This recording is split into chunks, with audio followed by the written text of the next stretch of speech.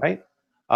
It's just one of the problems today with our society and the way that the state has intervened, it has actually come between people in establishing strong relationships, Yep. and it's made it a net benefit to be able to get alimony and child custody payments and whatever, rather than having the person be an equal parent. And that was one of the big objections with this equal parenting legislation that I tried to push for as well when I was representing them, is that if you have equal parenting, I actually had this. I'll tell you something. I had this conversation with a lawyer. I had a custody dispute, like I say, with one of my kids, and I remember saying to the lawyer, he says, "Well, what do you want?"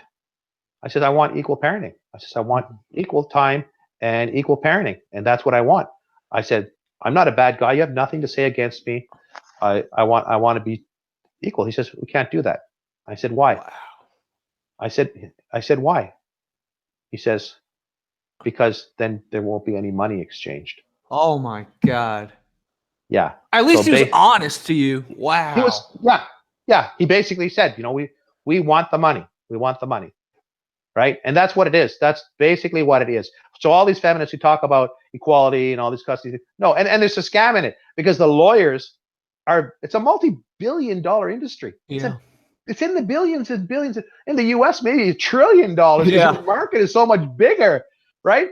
I mean, these guys, but and men are always, they want to be the white knight and the hero, and they don't realize that you're not being a white knight to your kid. If you really want to be a white knight to somebody, you think about your child. Yeah. You think about spending time with that kid. And why do we have these kids today who don't want to have children? I mean, the reason they don't want to have children is because their family was screwed up, and they saw mom hates dad and dad hates mom, and they had some bitter custody dispute or something, and they've never forgotten it their whole life. So somehow the kid always gets caught in the middle, and he just says, I mean, you imagine what a conflict that is in your mind. Like, I love my mom, I love my dad, but they both are, they're both fighting or each other. even worse, the parents could take it out on the kid. Oh no, the do parent that are too. done fighting each other, so they yell at the kid for no reason, or the parent or it gets ugly. They see the mom hit the dad, or they see the dad hit the mom. So you don't blame them. It's like it's PTSD. It's like a whole generation of people live in PTSD from broken families. Yeah. It's what I call, like I said, a daycare generation. And then they get raised by people who don't give them any guidance, who don't really have any love or compassion for them. Talking about daycare, man, I'll tell you a story. Daycare. When I was in Evanston, my dad worked at the hospital in Evanston, and both my parents were working because they were poor at the time, because it was hard. It was the start of two salary system, and they were working, so they sent me to daycare. Part of it, I wanted to go to daycare because I saw all these kids in daycare. I was like, oh, I get to hang out with kids. But damn, the daycare was horrible. Like I remember the teacher one time got mad and like dragged a kid into the corner. Like she literally dragged the kid, and this was one of the best daycares. And then I didn't speak English. I just came from China. So they never tried to teach me English. There's one daycare teacher who really tried, but the other ones there's just one lady who just laughed at me all the time. And this was one of the best daycares in Evanston. Yeah. And it's like, I'm traumatized by it. There's one guy, he knew I didn't speak English. He knew I didn't like taking a nap. So he'd pull we all slept with our blankets. Right? He'd pull me close to him. So that way it's like I was forced to sleep next to him because he didn't want me like just goofing off. And it's like, why am I sleeping next to this fucker who I don't know?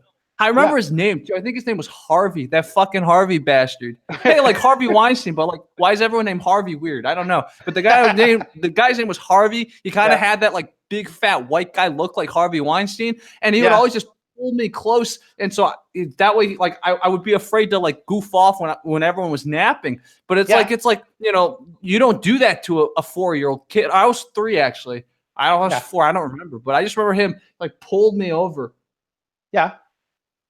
And that's one of the best daycares. It was put on by the Evanston Hospital, and there were kids crying all the time. I want my mommy. I remember that was the first phrase in English I learned. I want my mommy, because I heard all the other kids say that every day. I want my mommy. Oh man, that's heartbreaking. That's so heartbreaking. And one of the best daycares in Evanston. Yeah. So let's take a step back. So why did people vote for Trump? Because they're pissed off at doing shit like that to their kids and they decide, I don't want to have any kids. Like that's probably why you're in this MGTOW thing. You're thinking, if I got to put my kid in daycare, like that's not right. I mean, you've been through this shit, right? And I find a lot of these kids who've been through that, and there's a certain nihilism that they've also developed as well, because it's the love of a mother, man. Like, I mean, when I was a kid, my mother was there.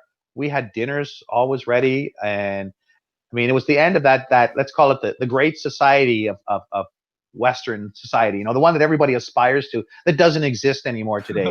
But that great Western society, and I feel fortunate because I was the end of the baby boom generation when you could actually afford to do that. And we didn't live like kings, okay? In some ways, there was certain deprivations financially because we didn't have a lot of money, but that love and that care. And everything I know about cooking today, my wife says to me, like, I can cook better than her, quite frankly. but I cook Western food and she cooks Eastern food. So we're kind of, it's a good compliment. It's a good compliment. I don't mind. You know what? I prefer the Asian food, because at my age, you got to watch your blood pressure and things like that. And their food is healthier. It's more holistic. So it's a better food for me. Western food, a lot of it is very heavy. But I mean, to get back, I learned how to cook from my mother. So once in a while, I do some cooking around the house. Although, truth be known, my wife does most of it. But I mean, that's one of the things. I mean, you know, a lot of men you see, middle-aged men who've been through this, former MGTOWs or whatever, they often get involved with Asian women. You see, well, why are there so many Asian women with white guys? Because the white guys, first of all, they have economic advantage because they're from a Western country. So the Asian women see that. I mean, and they want to have children. They want to be with someone who has some money. The resources. The resources. I mean, that's true. That part of a MGTOW thing is true.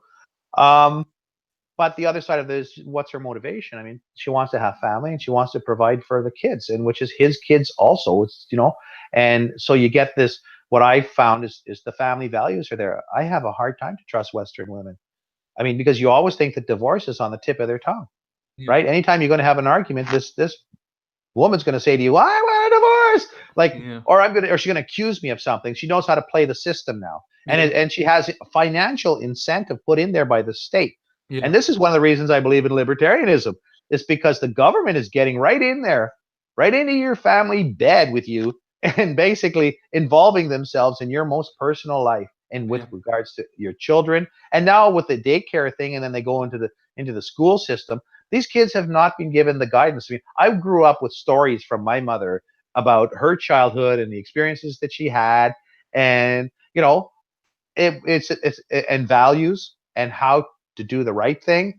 And you know, some of them were religious values, some were not. It was just, you know, you don't treat people that way, you be nice to people, you know, you don't cheat and steal from people. These were the values that I was raised with as a child, and these are the values that come from mom.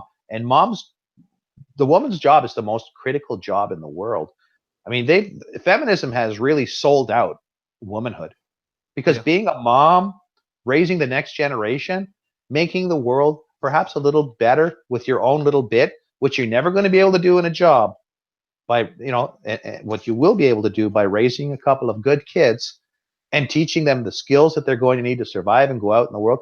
That was the woman's role, and it's been degraded. I mean, men's job was never so good. You know, we just went out in the field. I mean, that's where it started, right? In the old agricultural days, the guy was out in the field, and I mean, my mother, I'm going to tell you something. She was really from the old school. She was raised in the 30s. She could cook and bake anything, like anything from scratch, man. I mean, my mother's idea of an insult on another woman was basically to say she cooks from a recipe book. You know? That's amazing. How ironic is that? Yeah. You know, I mean, everybody today cooks from a recipe book or a box, right? Yeah. But I mean, that's the old school, and I find it I find here in Canada, because we're an immigrant nation, just like the United States. A lot of people don't realize that we had those Asian values. Asia has retained them, and keep them, man, keep them. Because quite frankly, I mean, we've got a son who's part Asian, and my wife and I have had conversations. I said, you know what? If we could afford it, I'd rather go raise my son in your country. I really want my son to be raised with proper family values, and to be here, where you have to have the 2-income family in order to strive. You know, it's the economic situation has become that difficult. Now, one of the things that I put in my book about this, I'm trying to ease this up. because if you look at our economy is changing. Okay, so in the Libertarian Charter, I put this in that the economy is changing, and I've seen one of the things I've done is not only criticism, but I've also got reform. We've been talking about some of the social issues.